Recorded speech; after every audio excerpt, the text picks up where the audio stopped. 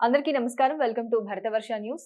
హిందువులు నిర్లిప్తంగా ఉన్న ప్రభుత్వం హిందువులకు సహకరించకపోయినా తమిళనాడు తిరుచెందూర్, శబరిమలై, ముంబై సిద్ధి వినాయక దేవాలయం మాదిరిగానే అనంతగిరి పద్మనాభుని ఆలయం కూడా వక్ఫ్ లాక్కునే ప్రమాదం ఉందని హిందూ జనశక్తి వ్యవస్థాపక అధ్యక్షులు లలిత్ కుమార్ గారు హెచ్చరించారు.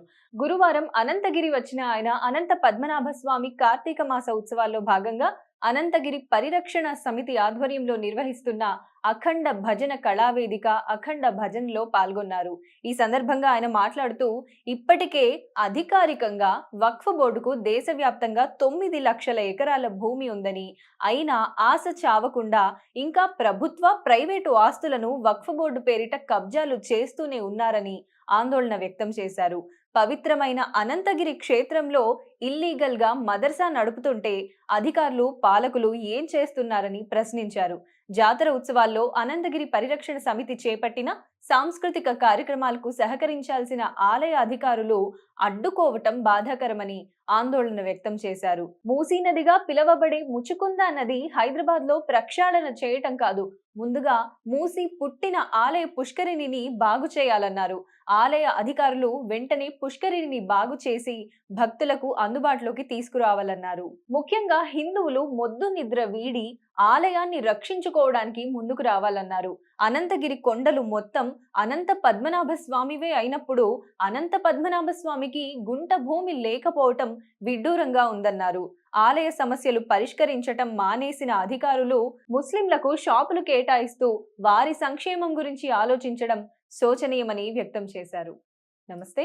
అప్డేట్స్ కోసం చూస్తూనే ఉండండి భరతవర్ష. జై హింద్, జై భారత్.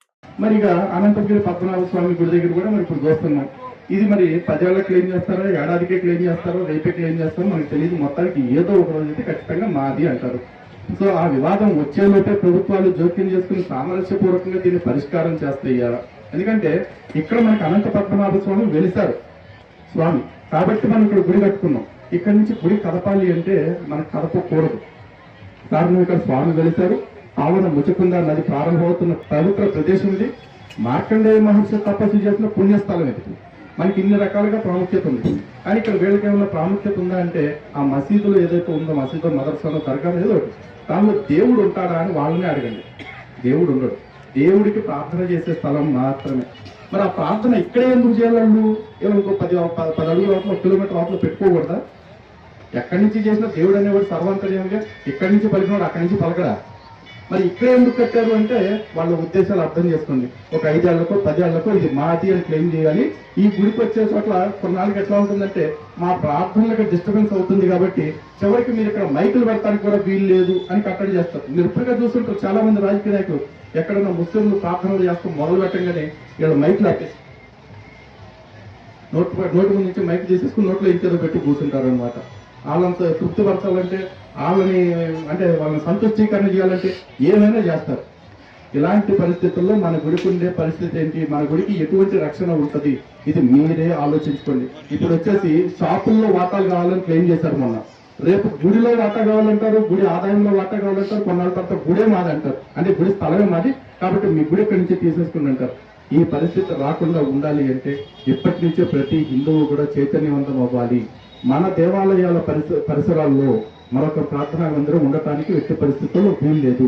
ఇది ప్రభుత్వాలు కూడా సానుకూలంగా అర్థం చేసుకుని ఫ్యూచర్ లో రాబోయే ఫ్రిక్షన్ ఏదైతే ఉందో అది నివారించాలి అంటే ఇప్పుడే ఇటువంటి వాటన్నిటిని చర్చల ద్వారా చేస్తారో, కన్విన్స్ చేస్తారో మొత్తానికి వాళ్ళని ఇక్కడి నుంచి పంపండి. కావాలంటే వాళ్ళకి మీరే కాంపెన్సేషన్ ఇచ్చేసి ఇంకో చోట కట్టుకోవటానికి వాళ్ళని ఒప్పించండి.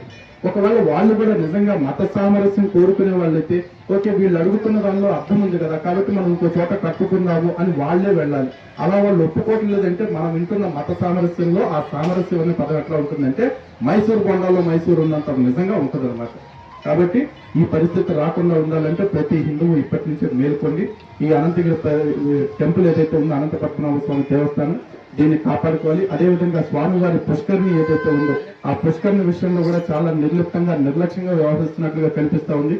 దాని విషయంలో కూడా దేవాదాయ శాఖ అధికారులు కావచ్చు లేదా అటవీ శాఖ అధికారులు కావచ్చు ముందుకు వచ్చి ఈ దేవాలయ పెద్దలతో అదేవిధంగా స్థానిక హిందూ బంధువులందరితో కలిసి, ఎందుకంటే ఈ దిశగా అనంతగిరి పరిరక్షణ సమితి వాళ్ళు కూడా చాలా కృషి చేస్తూ ఉన్నారు. పుష్కరిణి దాన్ని కాపాడుకోవటం కోసం, అదేవిధంగా ఆలయాన్ని కాపాడుకోవటం కోసం, ఆలయ పరిసరాలని, ప్రకృతిని కాపాడుకోవటం కోసం కూడా ప్రతి ఒక్కళ్ళు కష్టపడాలని మనస్ఫూర్తిగా కోరుకుంటున్నాను. జై శ్రీరామ్, భారత్ మాతా కీ జై.